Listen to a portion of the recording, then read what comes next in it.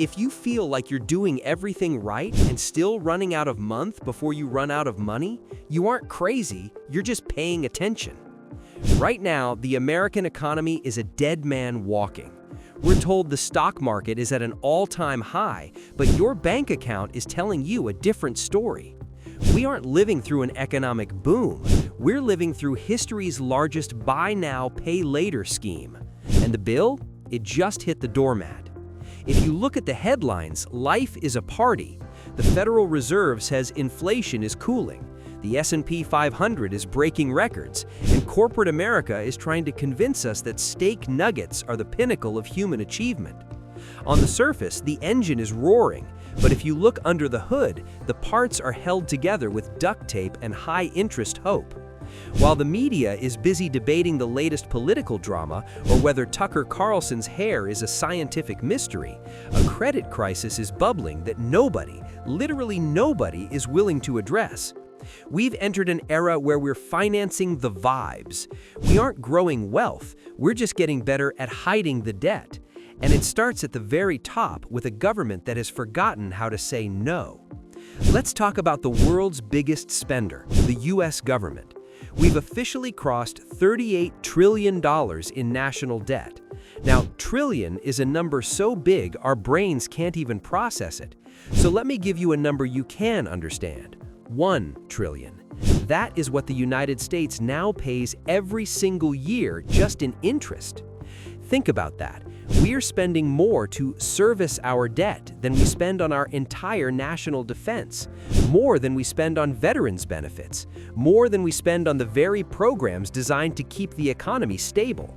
The government is blowing through cash like a lottery winner at a Miami bachelor party who thinks the checks will never stop. And the scariest part isn't the spending, it's the cultural contagion. The rest of America looked at this reckless behavior and said, if the government doesn't have to balance a checkbook, why should I?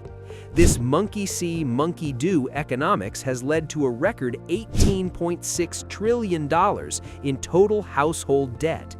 That is a 60% explosion in just 10 years. To understand how we get out of this, we have to look at how we got in. We have to look at the good, the bad, and the ugly of American debt. The good debt is supposed to be housing. We're sitting on $13 trillion in home loans. For most, that's just the soul-crushing price of admission for a roof over your head. But watch the subcategory. Home Equity Revolving Accounts. These are essentially credit cards for your house. Since 2021, these balances have jumped 30%. That's the fastest spike since right before the 2008 financial crisis.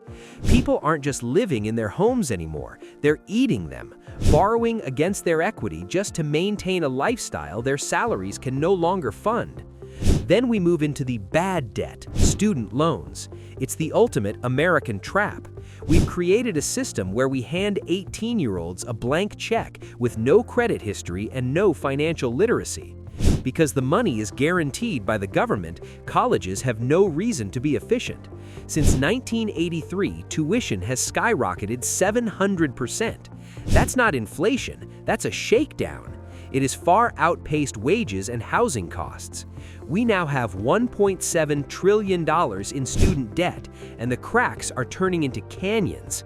A year ago, less than 1% of borrowers were seriously late on payments. Today, that number has surged past 9%. And here's the kicker. Unlike a car or a house, you can't sell your degree when things go south. It's the financial herpes of the lending world. It stays with you forever. You can't discharge it in bankruptcy. It's a life sentence for a choice you made before you were even old enough to rent a car. But the ugly part of this story is the credit cards.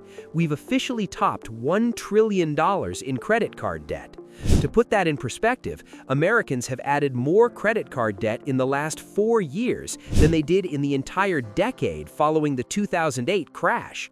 We're not just swiping for luxury anymore, we're swiping for survival. With interest rates hovering over 21%, the 12% of Americans who are currently delinquent aren't just behind, they're in a mathematical death spiral. And just when the cards got full, Silicon Valley arrived with a solution: buy now, pay later. They marketed it as financial empowerment, but it's really just a marketing makeover for poverty. It's financial Botox to hide the wrinkles in your budget. 15% of the country is now using these pay-in-4 apps for groceries and gas. Think about that. We are financing our daily survival on installment plans. It's the same old credit trap, just with a better user interface and a friendlier font. So when you hear the experts on TV celebrating strong consumer spending, I want you to ask yourself, is it strong spending or is it a desperate reach for the last lifeline? The American economy isn't booming. It's being propped up by a giant game of hot potato. We are financing the present by incinerating the future. The foundation is cracking, and while it's quiet now, the math doesn't lie. Every record-high stock market headline and every flashy spending report is built on a mountain of borrowed time. The truth is, America isn't saving for what's next. It's just trying to survive what's now. We've normalized a lifestyle that we haven't actually earned. The question isn't whether the music will stop, it's who will be left without a chair when it does. Don't be the one holding the bag. It's time to stop looking at the steak nuggets and start looking at your balance sheet. I want to hear from you. Are you seeing the cracks in your own city? Are you seeing more pay later buttons than pay now buttons? Drop a comment below, and if you want the truth behind the headlines, hit subscribe. Let's navigate this hallucination together.